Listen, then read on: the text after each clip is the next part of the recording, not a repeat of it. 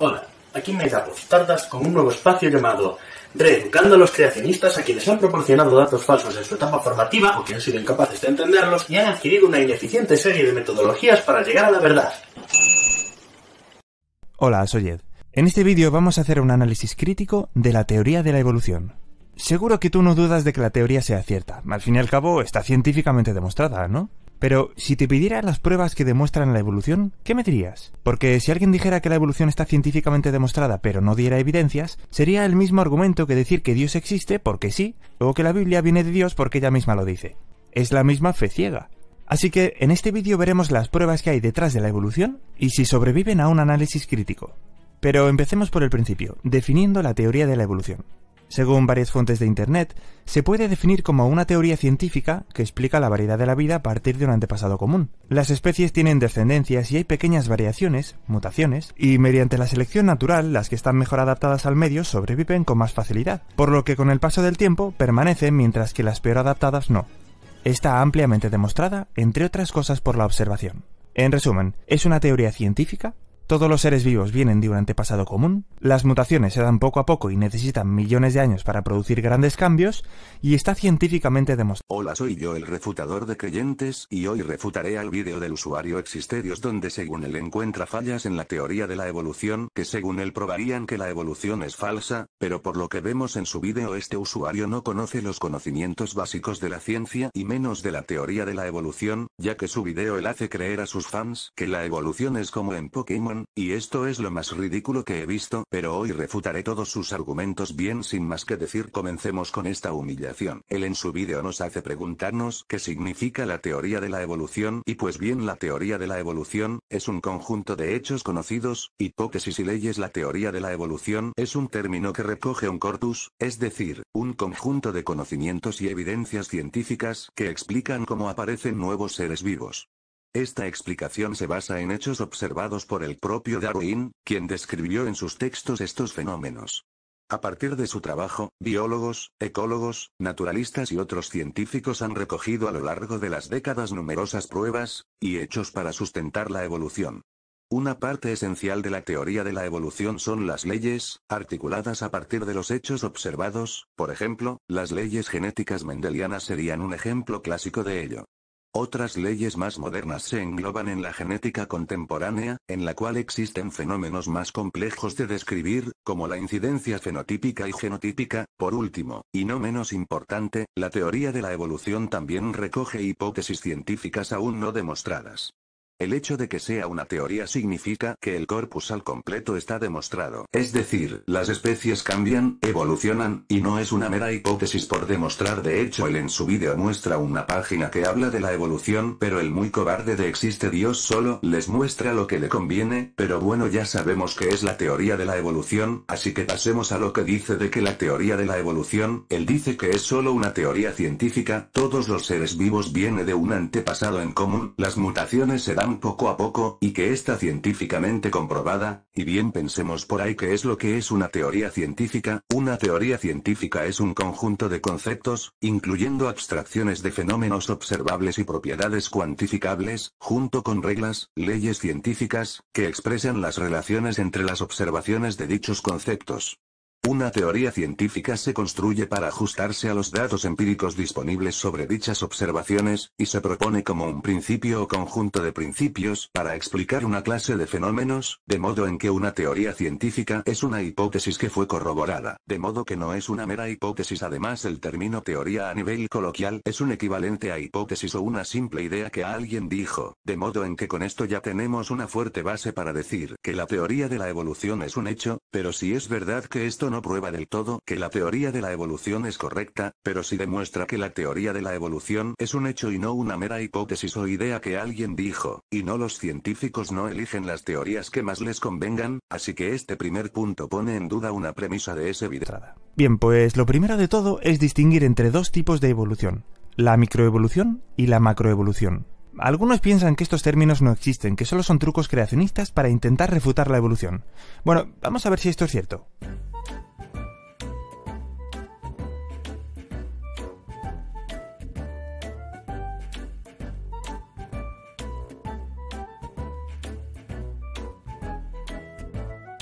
Así que creo que está claro, la microevolución son los pequeños cambios dentro de un mismo género, mientras que la macroevolución son los grandes cambios que hacen pasar a un ser vivo de un género a otro. Entonces, ¿existe la evolución? Definitivamente sí. Ese no es el tema.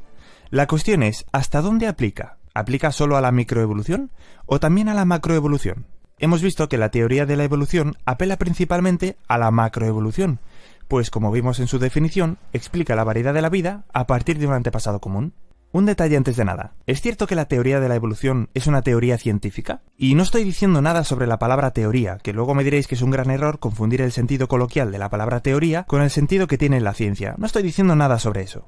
Lo que pregunto es si es una teoría científica. Según la Enciclopedia de Principios, Leyes y Teorías Científicas, una teoría científica debe cumplir con 3 condiciones: que sea observada, que se pueda probar por experimentación y que haga predicciones acertadas.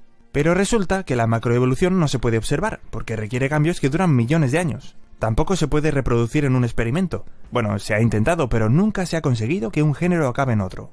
Y tampoco hace predicciones acertadas, como veremos más adelante. Entonces, si la teoría de la evolución no cumple con los estándares de las teorías científicas, ¿por qué siempre se pinta como tal? Mi opinión personal es que, al presentar la evolución como una teoría científica, consiguen que muchas personas ni siquiera se cercioren de su veracidad. Y claro, esto implica que el teísmo, o al menos la creación bíblica, no es correcta. Pero no solo es una percepción mía. Michael B., biólogo molecular, dice en la caja negra de Darwin: muchas personas, incluso muchos científicos renombrados, simplemente no quieren que haya nada más allá de la naturaleza. No quieren que un ser sobrenatural influya en la naturaleza.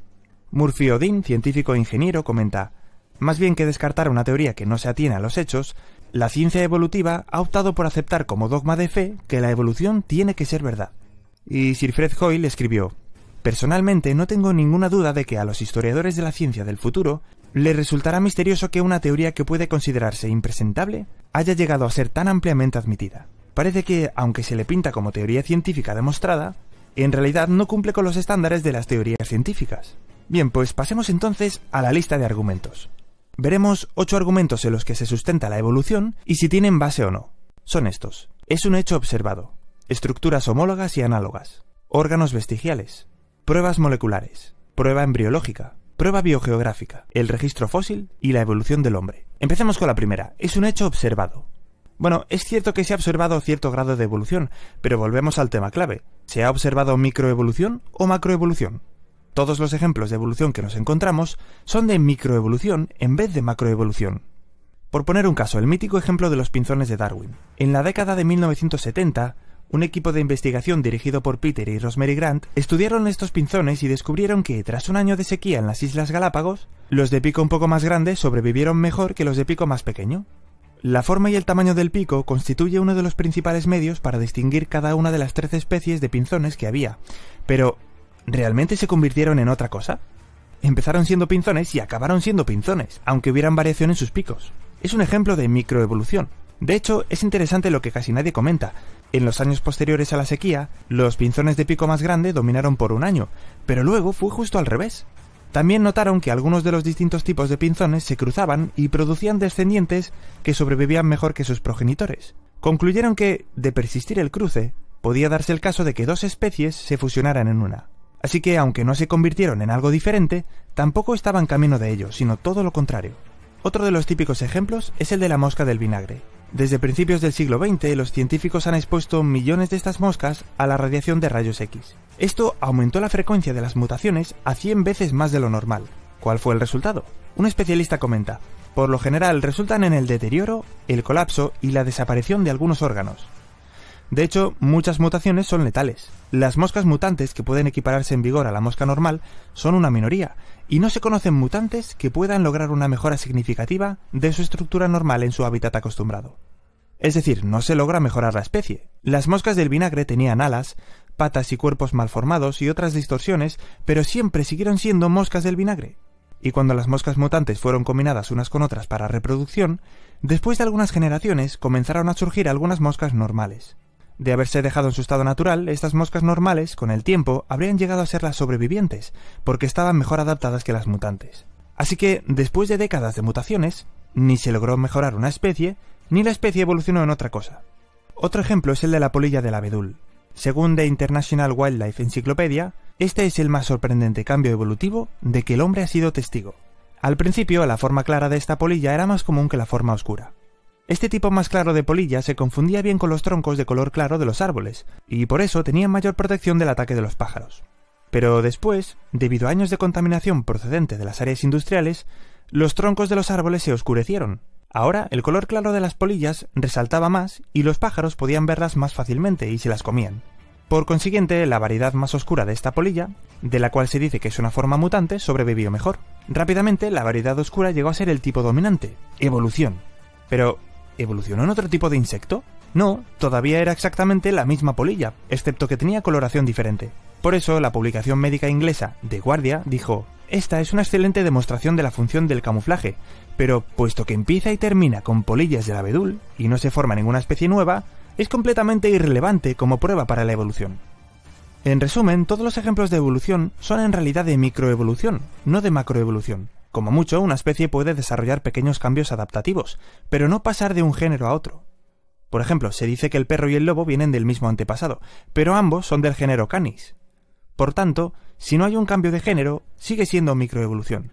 De manera que no hay ningún ejemplo que muestre que todas las formas de vida vengan de un mismo antepasado común. Y de nuevo chingas con la macroevolución, se me hace que ves mucho Pokémon, pero en el caso de los pichones estos evolucionaron gradualmente ya que en las condiciones en las que vivían estos requerían de picos más pequeños, de hecho de eso trata la evolución, de adaptarse al ambiente en el que vive y los cambios pueden ir de muy pequeños a muy notorios, y en el caso de las moscas las mutaciones no son el único motor de la evolución, es la selección natural también, y que en dicho experimento se haya llegado a unas simples moscas iguales no prueba nada. Por ejemplo, en el caso de las abejas africanizadas, estas fueron cruzadas con las europeas, dando lugar a unas abejas más agresivas y que se diferenciaban de sus progenitores las abejas europeas. El origen de las abejas asesinas se encuentra en la subespecie Amellifera scutellata o abeja africana, originaria de África subsahariana y del sureste de África.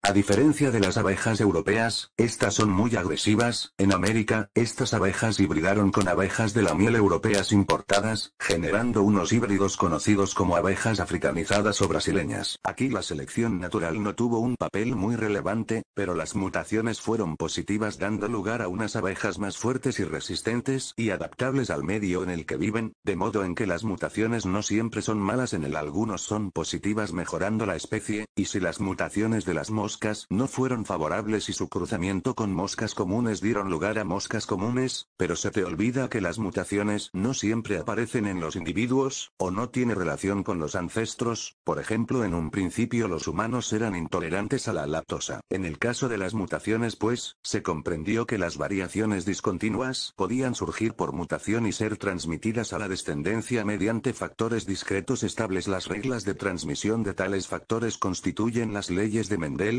pero los experimentos de Wilhelm Johansen demostraron que las pequeñas variaciones cuantitativas que aparecen cada generación no eran heredables según el gradualismo darwinista. La variación aparece por fluctuación continua, y el cambio evolutivo se acumula en incrementos infinitesimales y en la dirección favorable, gracias a la selección natural. Así que lo que dices es falso y no demuestra nada bueno. Hasta aquí la primera parte del vídeo. En la siguiente parte seguiremos refutando los argumentos de este usuario, pero la verdad es que habla muchas estupideces que no tienen sentido, pero bueno, refutaré sus argumentos en la siguiente parte.